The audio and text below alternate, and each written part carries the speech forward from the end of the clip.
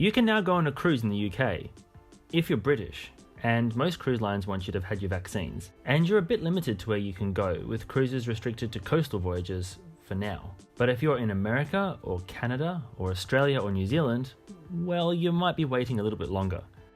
Prior to COVID, the biggest cruise market in the world was the United States, but at the moment you can't cruise on a large cruise ship from the US.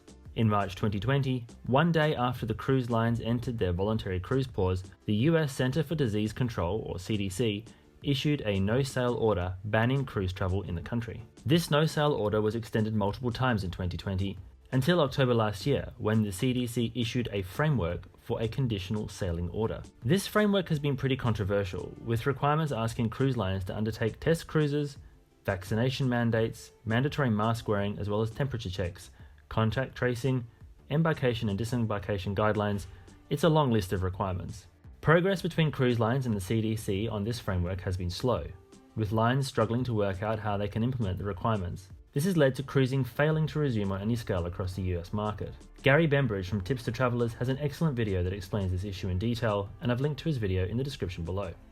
Royal Caribbean, for example, will resume cruising not from US ports but rather in the Caribbean with Grandeur of the Seas, based out of Bridgetown, Barbados. While Carnival Cruise Line has cancelled cruises until July 2021, with voyages on Carnival Vista and Carnival Breeze from Galveston and Carnival Horizon from Miami the only ones not impacted by the cancellation so far, with hopes that the US's improving vaccine rate may help kickstart the industry by mid-year.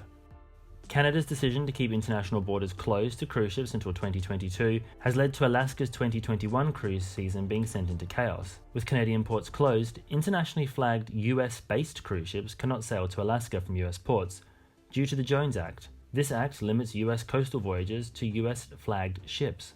At present, there's only one large ship that flies the US flag, the Pride of America, which sails from Hawaii and remains laid up.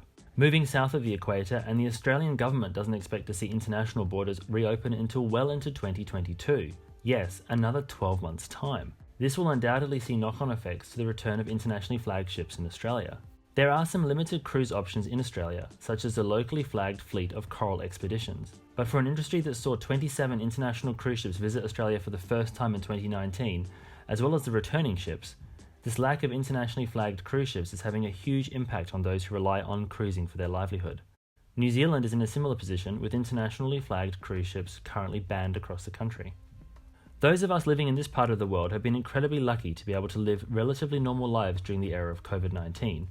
However, with so few cases in Australia and New Zealand, there are understandably plenty of people wondering why internationally flagged ships, such as the fleet of P&O Australia, can't return to our shores, quarantine, and then offer domestic cruises with the local population only. I suppose time will tell what the long-term solution is. So back in the UK, where cruising has now resumed, British voyages are open to UK residents only. Some of the lines offering cruises this year include MSC, P&O, Saga, Fred Olsen, Cunard and Celebrity. Most cruise lines have restricted travel to people who are vaccinated, and all cruise lines are operating their early cruises at a reduced capacity. Emma from Emma Cruises is booked on the MSC Grandiosa and tells me that of the 6,000 passenger capacity, only 1,000 berths will be occupied. So that's a huge passenger space ratio, and it should be a fun trip. We will also see Virgin Voyages finally set sail with paid passengers as Scarlet Lady departs on her first cruises from Portsmouth. In fact, even Disney Cruises will sail from the UK this year, offering voyages aboard Disney Magic. In Europe, cruising has been underway in a limited capacity for months now, with more and more cruise lines basing cruise ships in European ports for 2021. NCL plan to send Norwegian Epic and Norwegian Getaway cruising in Spain and Italy this year, while Oceania will resume voyages in August, taking in Scandinavia. Seabourn is planning to resume European cruises from Greece aboard Seabourn Ovation in July, while Azamara will call Greek ports home from August. Seabourn will also resume cruising in the Bahamas from July, so too will Viking with their new ship Viking Orion. Royal Caribbean and Dream Cruises have both been pioneers of cruising during the COVID era, with Quantum of the Seas and World Dream having successfully completed voyages in Singapore, while Dream Cruises Explorer Dream has been cruising from Taiwan since July 2020. Around the world, cruise lines continue to work with various governments and health authorities in an attempt to kickstart the industry. All eyes will now focus on the UK market to see how things pan out as cruising resumes there for the first time in almost 14 months. Thanks so much for watching, and I hope you found the video interesting. If you did, please don't forget to give it a like and share and subscribe so you don't miss future videos. Are you planning to travel on a cruise ship in 2021? Let us know which one and what you're looking forward to most in the comments below.